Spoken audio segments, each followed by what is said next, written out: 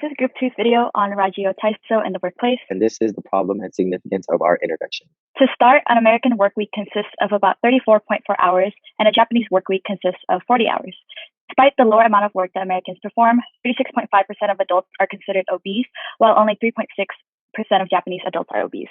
The drastic difference within the statistic relies on the distinct lifestyles that each culture promotes. An American lifestyle consists of high prevalence of sedentary activities associated with low productivity levels that leads to a decreased life quality. It ultimately results in being a significant risk factor for obesity and cardiovascular disease.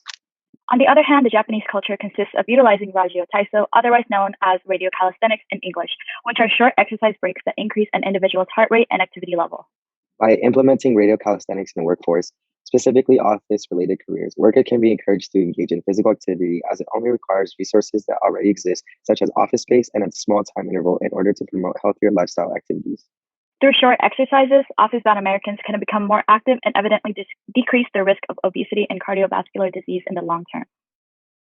In our 3-month intervention to reduce the prevalence of obesity rates and cardiovascular disease, integrating 10-minute Rajio Taiso calisthenics every 2 hours during otherwise sedentary workdays will yield productive long-term decreases in body measures such as BMI and blood pressure, as well as increase the frequency of behavior surrounding physical activity in the integrated workplace population compared to the control population, with all changes measured during regular check-ins involving waist circumference, weigh-ins, and physical activity questionnaires.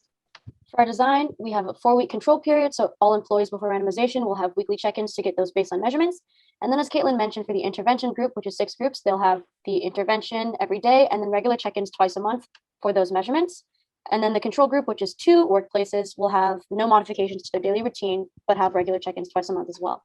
Finally, for the follow-up period of 6 months, there will be regular check-ins every 2 months for all employees. And then for our intervention, we appeal to the interpersonal and community levels of the social ecological model. So for the social cognitive theory constructs of reinforcement and vicarious learning, we wanted to facilitate learning from your employees and colleagues. And then for community-based participatory research, or CBPR, we had planned to change the social norm to having active breaks to maximize productivity and then overall health as well. The primary outcome of process evaluation is to measure the effectiveness and fidelity of the intervention. As workplaces are not constantly monitored like schools, it is difficult to ensure consistent participation and efforts for proper implementation. To ensure accurate administration of participants, they will be given a personal magnetic stripe card to record the attendance and duration of participation electronically. Moreover, measurements such as waist circumference, physical activity, and height and weight for body mass index will be recorded with equipment such as scale, tape measures, and sphygmomanometer. So, the outcome of our intervention is to observe a decreased sedentary behavior and increase in time dedicated to physical activity in the intervention group. We will monitor body mass index, known as BMI, waist circumference, heart rate, and blood pressure on a biweekly basis during the 3-month period, and really evaluate if differences are really due to the intervention. And one might ask, John, why should I care? Well, let me tell you why you should care. The obesity rate is rapidly increasing, and by 2030, it is projected that 1 in 2 people will have obesity in the United States. And we hope that in terms of our intervention impact is to decrease obesity prevalence and cardiovascular disease prevalence in the sedentary working population, 6 months or beyond our intervention. And we will assess that through a bi-monthly questionnaire and physical assessment of participants.